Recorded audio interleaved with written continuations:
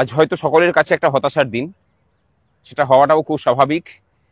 আগের দিনে যে শুনানি হয়েছিল জাস্টিস সঞ্জয় করলের বেঞ্চে, সেই বেঞ্চে আজকে 3 জাজেস বেঞ্চ ছিল, সেই কারণে মামলাটা টপ অফ দ্য বেঞ্চ মানে লিস্টে থাকার কথা ছিল। কিন্তু আজকে আমরা দেখলাম সকালবেলা থেকে এসে পড়ে যে জাস্টিস সঞ্জয় করল উনি বসেননি বলেই এই মামলা, যেহেতু বড় ম্যাটার, বিক্রম নাথ যিনি আছেন আজকে দায়িত্বে ছিলেন এই বেঞ্চের, তিনি আজকে এটাকে ধরেননি, ডিস করেনি। আপনারা হয়তো অনেকেই ভাবছেন যে আবার একটা রেড পড়লো। আমরা এখান থেকে একটু অন্যভাবে বলি যে হতাশ হওয়ার জায়গা নিয়ে একটু ভরসা রাখুন। আমরা সদ্য ঢুকেছি, খুব দ্রুত আমরা ওনার বেঞ্চে, সঞ্জয় করলের বেঞ্চে আমরা এটাকে মেনশন করিয়ে যাতে শুনানি দ্রুত করানো যায় তার জন্য সমস্ত রকম প্রচেষ্টা করছি এবং প্রচেষ্টা করা হবে।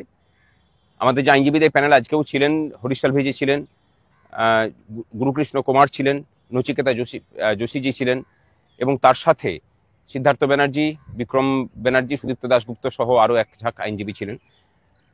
আগামী দিনেও এই লড়াইটা চলবে এবং খুব দ্রুত আমরা শুনানির চেষ্টা করছি, এটুকুই।